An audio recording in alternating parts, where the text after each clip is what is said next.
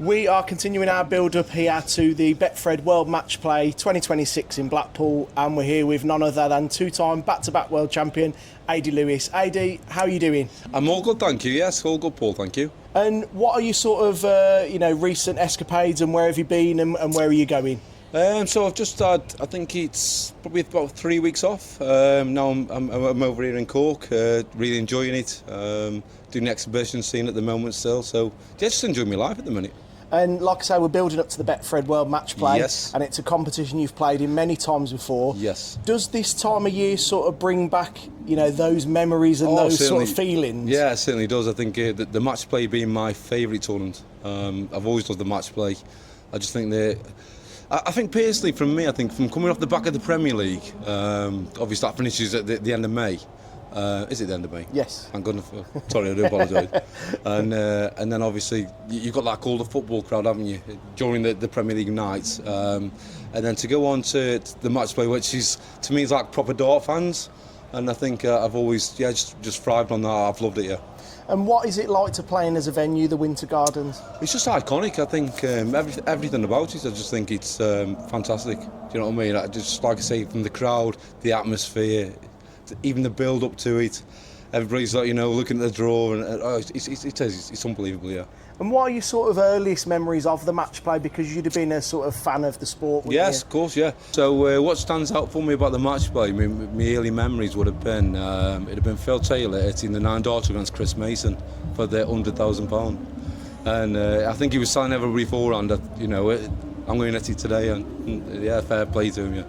And many appearances at the Winter Gardens for yourself. Yes. 4 times a semi-finalist. Was it? Yeah. And 4 times. And then a finalist in 2013. Yeah. And we all remember that final against Phil. Yes. What a final that was. I mean, the run to get there as well, beating Michael van Gogh and a peak Michael van Gogh at that time. Yeah. What are your memories from that tournament, and especially the final?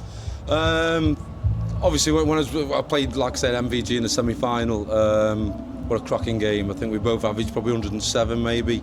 I maintained the form, to be fair. I maintained the form in the final as well against Phil. I think I averaged 108 in the final and still got smashed up. 18-13 I think it was. But yeah, I love it. Like I say, I just love the Matchplay. And being that close to winning the title, yeah, it is one of the most iconic titles in darts, isn't it? To me personally, I think it's the second biggest tournament. Yeah, I do, behind the World Championships. Yeah. And a lot of people would describe that as one of the best finals with the standard-wise. Yeah. But you described yourself sort of 4 months later at the Grand Slam when you met Phil again. Yeah. As your greatest meeting and greatest game. I'd say so. I think, like I say, at one point I was 9-8 down, average 117. Do you know what I mean? And you're 9-8 down, so yeah. You've got to say it's yeah. And it's all right. It's all right if you're averaging massive averages on a short format game. But when you're doing it over that kind of distance, that's when you're playing well. And going into this year's event, they're all playing for the Phil Taylor Trophy now. Yes. Luke Little, a defending champion. Yeah. Do you sort of keep up to date with the sport, and are you sort of looking forward to watching? Of course. I watch all the results. Yeah. Luke Little's on for the Grand Slam, as they say. And then you can't write off Luke Humphries. I think he's just brilliant, isn't he? Everything Luke does, he's mustard. And I mentioned earlier about getting the juices flowing. Yeah. Does watching the Matchplay and looking at Blackpool and watching it live on TV get those juices flowing for you to sort of one day return to the Winter Garden? I'd love to be there.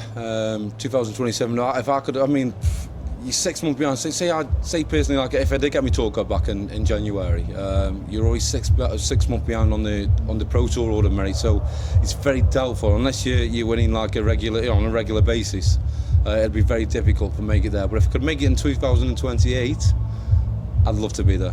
And what is the plans and prep looking like for the rest of the campaign this season? Just basically, just like I said, just try and enjoy it. I think I might try have a word with the PDC. If I didn't do the Q School, I'd like to do the Challenge Tour, just get myself back in the competition side of things, and just try build from there. But I need something in mind out first. My mind's too up and down. Do you know what I mean? I need to be 100% focused. I'm not at the moment. Well, it's great to speak to you, Adrian, and we look forward to having you back in the fold and back in the game soon. We will be back, I promise we will. Thank you, Adrian. Nice one, thank you.